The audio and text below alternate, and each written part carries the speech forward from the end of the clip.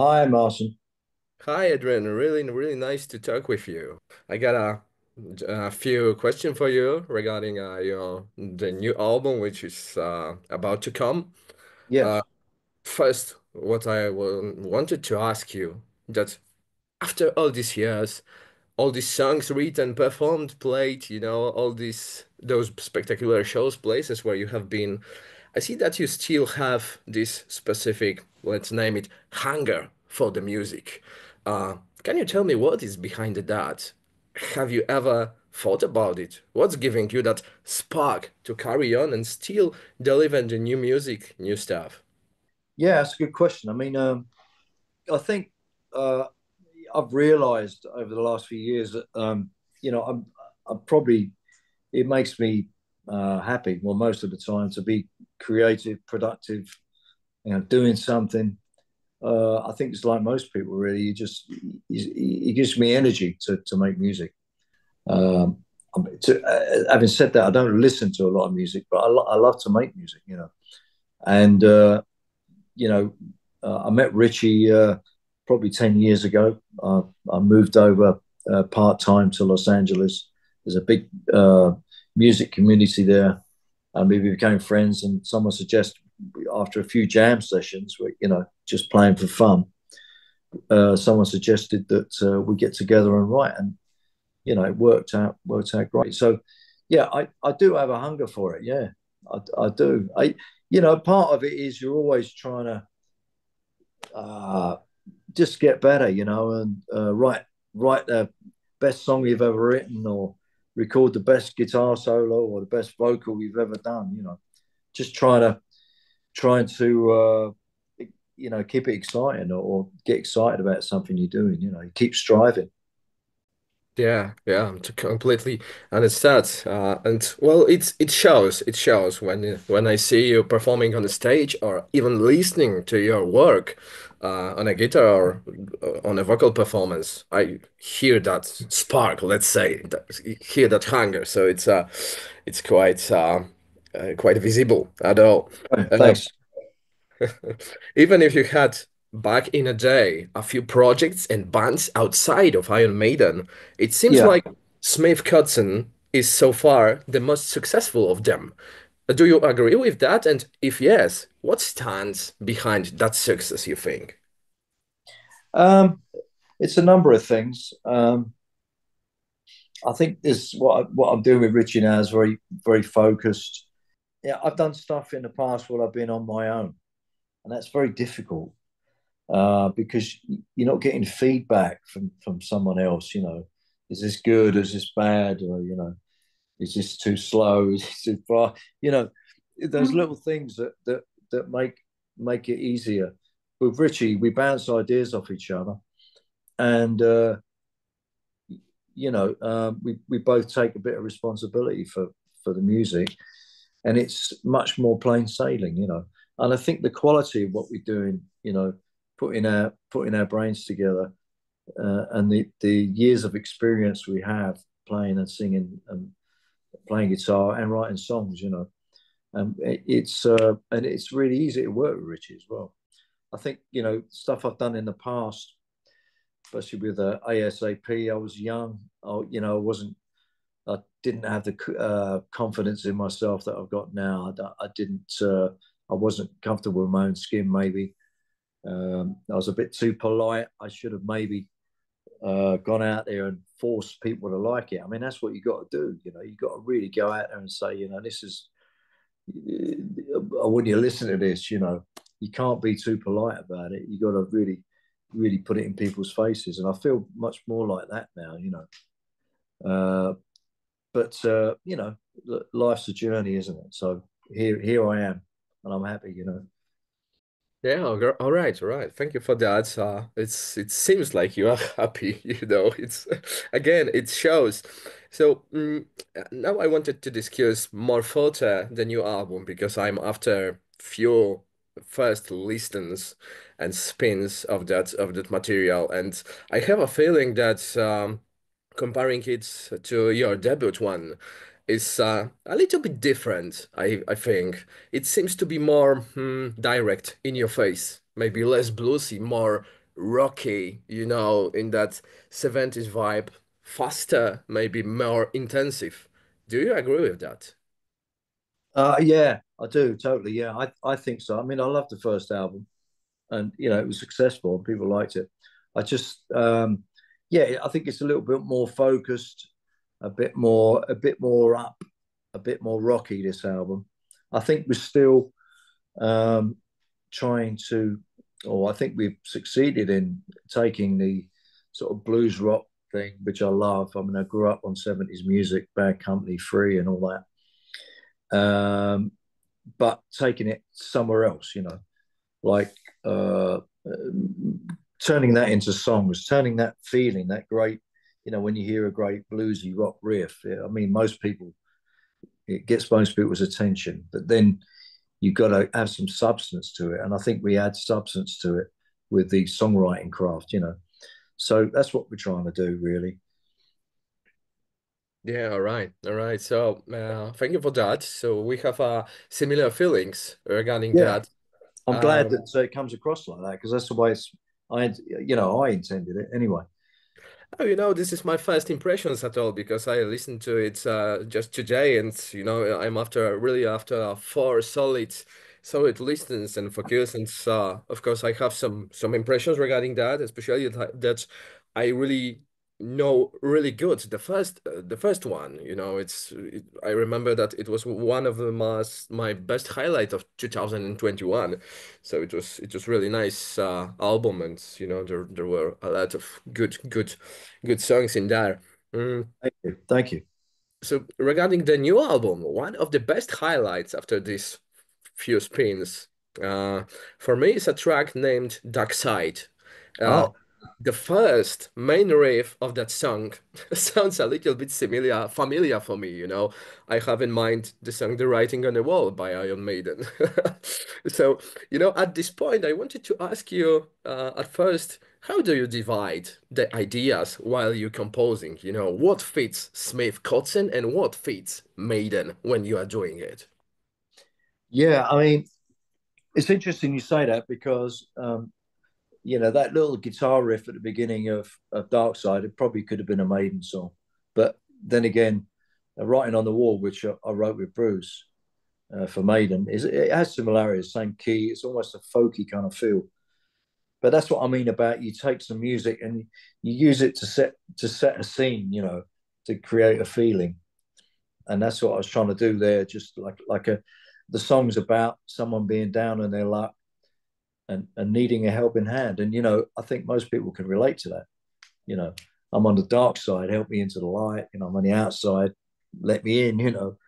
So that's the sentiment behind that. As far as keeping the two bands separate, it's in most cases it's easy because if I come up with something uh, that's obviously suit Maiden, I put it. I have a laptop with ideas and I put it in a different file. I have a Maiden file and a Smith Kotzen file. They pretty much sort themselves out, really. Yeah, right, right. Of course, this is not something bad for me. It's if it steals deliver and it steals good, it's okay. Yeah. So this similarity is just maybe from my mind, but anyway, it's a good thing for me at all. So another thing which I wanted to discuss with you is I really like to know how you divide the vocal roles on the first album. For me it was more like Smith songs and Cotton songs. I saw Oh, that. really? Yeah, yeah. I got a feeling that it was more divided. But here, you more likely sing together in one song, sometimes in duo, which sounds really amazing at all. Your vocal duos are really, really cool for me in that album, and which is really, really big highlight for me. So can you tell me a little bit more about arranging the vocals for the songs and dividing it into your roles? Yeah, sure. I mean, we have a way of working which we've used right from the start. I mean, Richie has a studio at his house. I live close by. I go there. We sit down with a couple of guitars, or Richie will play me an idea. Like, for example, he had the song Muddy Water pretty much finished. That was the first song we did. I helped him finished writing it. Then I had the idea for white noise. I take that in, we work on it. But for example, white noise, I had the verse and I had a vocal for the verse. So I sing that. And then Richie had the idea for the chorus. So he sings that, you know. That's usually the way it works. I have an idea and I sing something, and then he has an idea and we stitch it on together and he sings a part. Usually the parts that you write, you sing yourself, you know what I mean? So a lot of the, not in all cases, but a lot of the songs I write the verses and the riffs, and Richie comes up with the choruses, you know. Not in every case, but that's pretty much how much it works, how it works. Okay, all right. Thank you for describing that thing. Mm, Now, the thing regarding the title of the album, because Black Light and White Noise are the t titles of songs, which Yeah, which gave a dual title, yeah, for the album. For me, it's corresponding with the name of a project, you know, Smith hash Kotzen. I wonder, is the title of the new album made like Smith picks one his favorite one and Kotzen picks his one favorite, and then here we have a album title. I bet it wasn't as easy as it seems to be. actually, it was very easy because we had the song, you know, obviously Black Light and White Noise, and I played the album uh, when we kind of almost finished it to Dave Shack, who's one of our managers, and after the album finished, the first thing he said, "Well, you got to call this album Black Light, White Noise." And I said, "Yeah, sounds good, done." I said to Richie, "What do you think?" He said, "Yeah." You know, it was very, very easy. I thought it was a great title, and it's a bit of a duality in it. You know, black and white. It was interesting. So I think it kind of sums up the album. You know, Yeah, well. another thing which comes with me, it's I bet you are quite bu busy regarding your Iron Maiden activities, but I'm wondering if there is any chance for a wider European tour of Smith and Cotton project. I know that a lot of fans are waiting for this thing to happen. Hey, listen, we'd love to do that, and we're working on it. That's all I can say. We have a few ideas in the pipeline.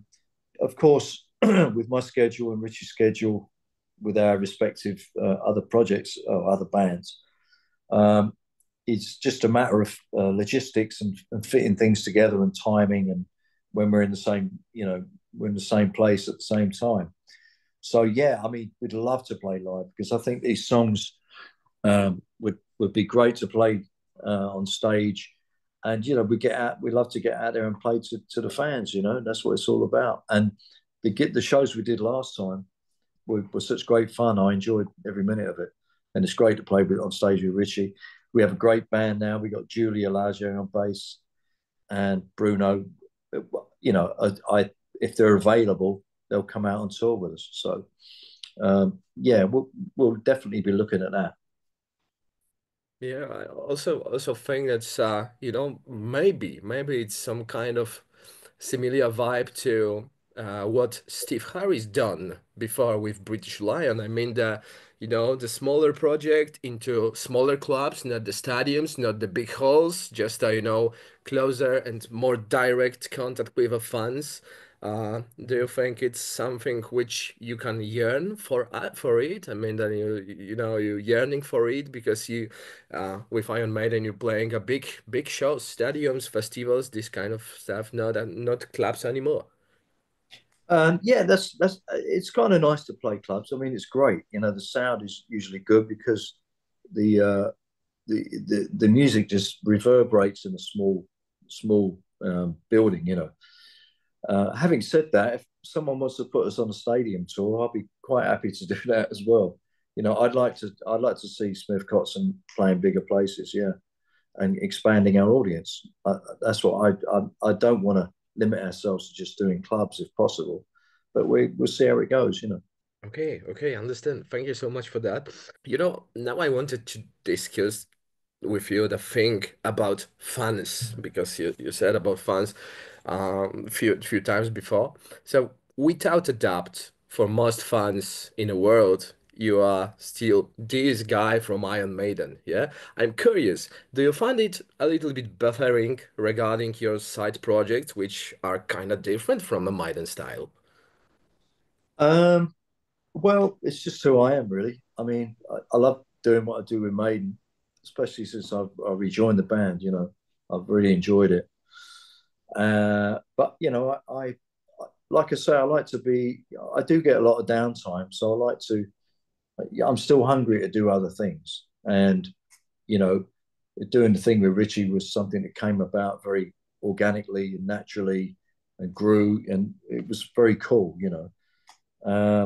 So no, I'm not bothered that people know me more for Iron Maiden. I mean, that's just a fact, because Iron Maiden have been touring relentlessly for, you know, since I joined in 1980, and they were touring before that. So we played to literally the four corners of the earth. So people are going to know you for that. But it's nice to be able to do other stuff and just reach out in a different direction now and again.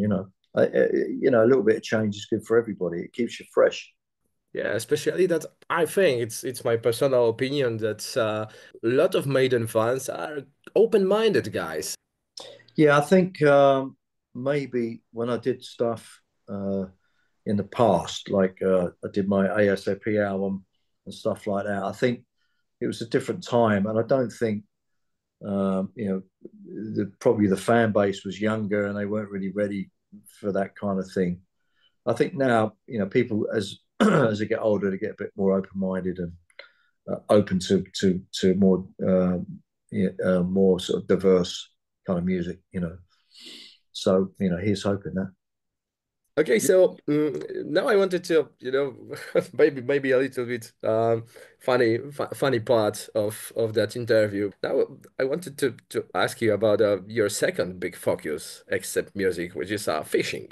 So Yeah, if you don't mind, I want to ask you two things regarding that, which can be interesting, especially for the Polish listeners and fans, because there is some things related with fishing and Poland. at, yeah, I know it's very so, popular in Poland. Yeah. yeah, so can you tell me something about almost a tradition of throwing a plush cup onto the stage during shows in Poland? Yeah, it's because I did I wrote a book on fishing and music called Monsters of River and Rock. I think it might have been released in Poland in Polish. I'm not sure, but yeah, I do get fishermen at the gigs, and they come and they've got sort of fake carp and fish, and they throw them on stage and they wave them around. It gives me a bit of a laugh during the show. Yeah. As a matter of fact, the last time I was in Krakow, I went fishing right in front of the hotel we were staying at, and I went fishing with some local Polish guys and went down the river for a couple of hours. That was quite nice. I know that guy which which was fishing with you last time. So I What's his name again? it was Michał. Michael. Yeah, Michael. Yeah, yeah. He's a good guy. Yeah, he's very, very keen fisherman. He sends me pictures of fish he's catching. I send him. We send swap pictures about fish pictures. Yeah. The second thing I wanted to ask is quite simple. So has fishing in a Wisła River been successful last time for you? No, I mean we didn't catch anything. It was interesting though, because you have these huge silur catfish. Uh, we saw some on the sonar, but we didn't catch anything. But it was. I'd never done that kind of fishing before. It was very using a lot of technology, which I'm more kind of into organic approach. But this guy had fish finders and sonar and all that kind of stuff. It was interesting, to learn about the different fish they have in the river there. And it's good that the river is running through a big city, but it's still clean and has fish in it. Many years ago, certainly in London, the River Thames was so dirty nothing could live in it. But now the rivers are getting cleaner. Well, they were. They're getting worse again now. But anyway, last thing. But I was wondering, and I believe that a few people also were wondering about it. So, because Bruce Dickinson made an album last year, the comeback with his solo projects. Have you ever considered to return with Bruce in that purpose? No, I think because now we're in Iron Maiden together, I think doing a solo project wouldn't be right somehow. Or playing with Bruce outside Maiden, it'd be like part of the band was splitting away. It doesn't feel right. Plus, Bruce wants to do his own thing. He wants to work with, who he wants to work with. And I feel the same. So who knows in the future? We might do something. Here you go. Yeah, I got it. Thank you so much, Adrian, for your time. It was really big pleasure to talk with you, and I think that it was really, really interesting interview. And well, I'm really looking forward for your album, and we're also looking forward to see you at the Iron Maiden show. All right, looking forward to it. Nice talking to you.